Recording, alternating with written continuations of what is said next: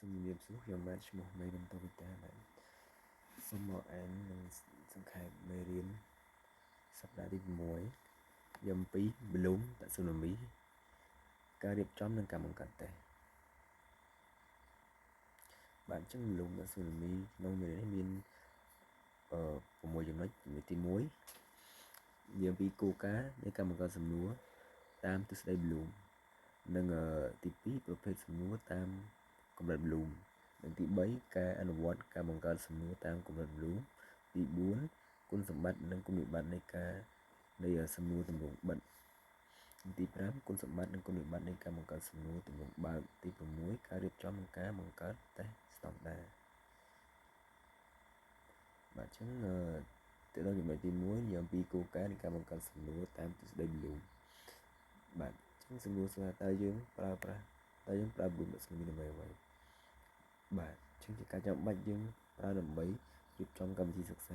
đầm bấy từ giấy nâng cộng nọt nấu tụ ôm nọ mê riêng đầm bấy rồi khơi nó bồm nấn đòi riêng pi xua tao lùm bạc đầm bấy giờ mình xong mình thâu bồm nó nâng thì xa nâng stong đá cao vi đầm lại để miến rồi sẽ được hiệp bạn tiết cứ đầm bấy đã mình cho chồng này đấng đa sa tao riêng nâng đầm lại cá này cá kịch rồi bàn trầm trầu tiết cứ đầm bấy xong rúa cá xua xong rúa bạn chứng cùng định đây ca thực xa miền cùng mùi mình vẫn cứ cùng định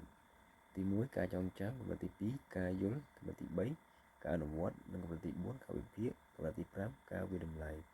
hay cùng là tí vừa muối cái ca bằng cả thầm ấyต้องอยู่มือหนึ่งกายจองจำcứ lầm lực làm với đâu cho mình đấng đại bàn riêng nâng lầm lực rồi dạo biểu về còn làm với nhau một cả lần mình tự tôi cho mình cái đấng cứ đầm bay bằng cả lần mình nấu qua được miền đại cử bàn người luôn miền tây sầm một toán một xe cả bọn sai graphic cả thứ trong đó thế này sau khi biểu thiệp được thì hỏi gì đó thì cả là what cứ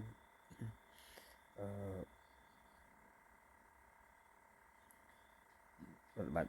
đây đây đây là bạn dùng đấng được nói thì chúng mình chỉ muốn ca bị phía cả phía miền ha ông bay qua miền tôi chụp này từ tối hỏi gặp mặt tha táo này là muối miền nó kia ở tí ho ca bây giờ một kia ca cục rong nâng cọc mặt là cái này chúng mình đi plan thì mình cao về đầm lại chứ là các bên máy cứ cao về cháy đợt ai từ lừa để các bên cháy nâng stock đã thì ho caricun thì ho caricun cá từ chúng mình tìm được mua cả một cả thằng mày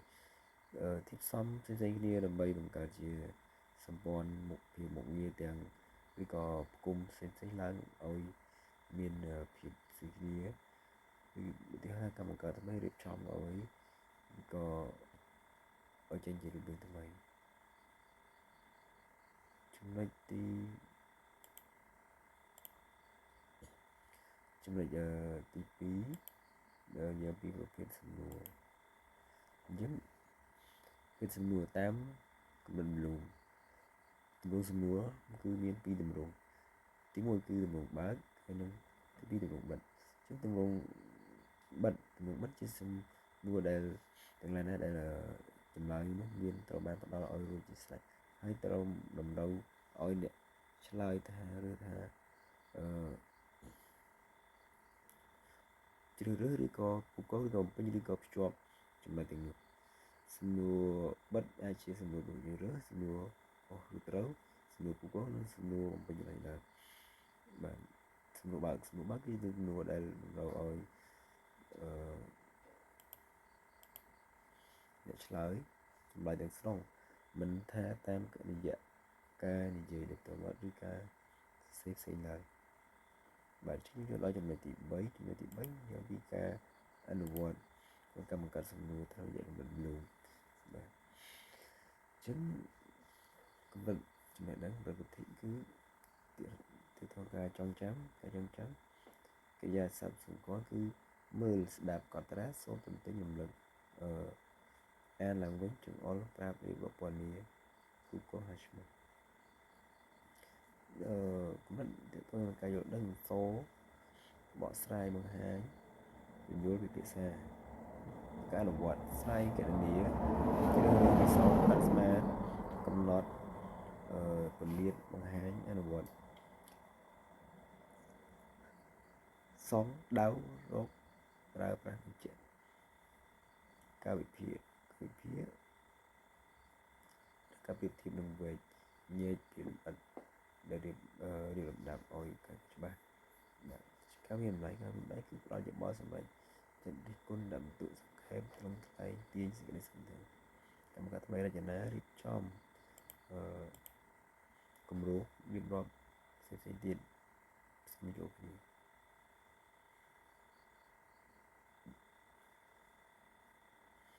ចឹងសំណួរពហុជើងគឺមានលក្ខណៈស្តង់ដារផ្សំឡើងដោយផ្នែកពីផ្នែកសំខាន់ដូចជាផ្នែកសំណួរនិងសំណុំចម្លើយបាទគេត្រូវសរសេរផ្នែកសំណួរជាប្រយោគសំណួរពេញលេញ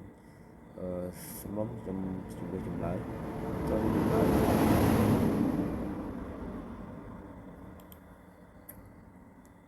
ត្រូវ1និងចម្លើយខុស3ប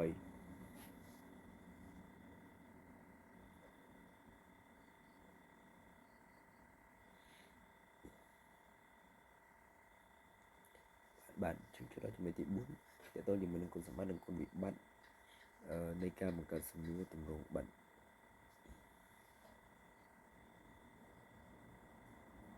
អញ្ចឹងសំណួរខុសត្រូវគុណសម្បត្តិគឺងាយសរសេរងាយដាក់បន្ទុកហើយគុណវិបត្តិគឺទូទាយខ្ពស់ដល់ 50% មិនអាចបង្កើតជាជំនឿឡើងវិញជាចម្លើយលើកពី2បានឡើយមួយត្រូវនិងមួយទីខុសមានការវិម្លាយបំណិនឬចំណេះដឹងក្នុងដំណើរការ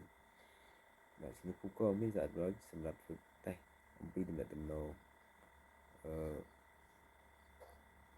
មានប្រយោជន៍សម្រាប់ការធ្វើតេស្តព័ត៌មានងាយបង្កើតចំនួនក្នុងការបរិមាណបាទអញ្ចឹងចំនួនរបស់យើងគឺយើងអាចកាត់បន្ថយអត្រាទូទាយអាចត្រូវបានប្រើដើម្បីវាស់លំនាំអតិទូលំទូលាយកាត់បន្ថយបញ្ហានៃការកែបន្ទុកតាមមុខវិជ្ជាការវិភាគផ្ដល់ផលវិជ្ជមានវិនិច្ឆ័យងាយស្រួលដាក់បន្ទុកបាទសំណួរបំពេញចន្លោះគឺមានភាពជឿជាក់ខ្ពស់ងាយសរសេរកាត់បន្ថយការទូទាយបាទឈានដល់ចំណុចទី5និយាយអំពីគុណសម្បត្តិនិងគុណវិបត្តិនៃសំណួរបើកអញ្ចឹងដំបូងសំណួរបើកជាប្រភេទសំណួរដែលតម្រូវឲ្យសិស្សសរសេរជាចម្លើយដោយកំណត់តខ្លួនដើម្បីឆ្លើយតបទៅនឹងបញ្ហាដែលបានចោទឡើងចម្លើយអាចខ្លីឬក៏វែងអាស្រ័យលើទំហំនៃបញ្ហានិងសមត្ថភាពឆ្លើយរបស់សិស្សម្នាក់ៗអញ្ចឹងដំបូងសំណួរខ្លីសំណួរវែងសរសេរសំណួរខ្លីគឺគុណសម្បត្តិល្អសម្រាប់ការវិតម្លៃចំណេះដឹងជាក់ស្ដែងគ្មានការទូទាយចម្លើយបាទងាយស្រួលក្នុងការបង្កើតសំណួរងាយស្រួលក្នុងការកែបន្ទុកគុណវិបត្តិគឺមិនសមស្របទៅនឹងការវាស់វែងនិងការសិក្សាបែបត្រូវពិចារណាងាយឆ្លើយចម្លើយតាមវិធីមិនសមស្របនួសរសេរដំណួរវែងជាមធ្យោបាយមួយសម្រាប់គុណសម្បត្តិគឺមធ្យោបាយមួយសម្រាប់វាតម្លៃអំពីកម្រិតខ្ពស់ជំនាញគំនិតបែបផ្នែកវិឌិតនិងតេស្តដូចជានឹងការរៀនក្នុងដែរអាចវាស់វែងក្នុងការសិក្សាក្នុងវិស័យតើជាមួយនឹងគុណវិបត្តិគឺការកែចម្លើយត្រូវចំណាយពេលវេលានិងមានតម្លៃខ្ពស់ពិបាកនឹងទទួលបានភាពជឿជាក់រវាងអ្នកកែនិងអ្នកផ្សេងទៀតអាចចូលដល់ចំណុចទី9ចំណុចទី6និយាយពីការអនុវត្តការរៀបចំកម្មការតេស្តស្តង់ដារអញ្ចឹងដំណាក់កាលទី1គឺតារាងកំណត់គម្រោងសម្បត្តិតេស្តដំណាក់កាលទី2បង្កើតសំណួរតេស្តទី3អនុវត្តធ្វើតេស្តអស់ក្នុងថ្នាក់ទី4ការធ្វើត្រាកំណែនិងការកែសម្រួលពិបាកទី5ការវិភាគលទ្ធផលតេស្ត កំណត់ចំណុចខ្លាំងចំណុចខ្វះខាតបន្តមករៀបចំផែនការបង្រៀនដើម្បីឲ្យលទ្ធផលរបស់សិស្សប្រសើរឡើង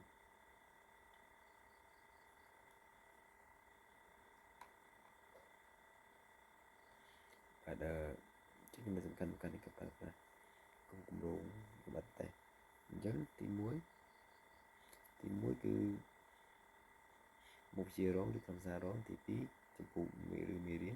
3លទ្ធផលសិក្សាតាមធម្មតាឬស្តង់ដារទម្រង់សំណួរកម្រិតវិធីរបស់លទ្ធផលសិក្សាកម្រិតលំបាករបស់សំណួរកម្រិតខ្ពស់បំផុតសម្រាប់សំណួរមួយរយៈពេលធ្វើសំណួរលេខកូដសំណួរលេខរៀងសំណួរ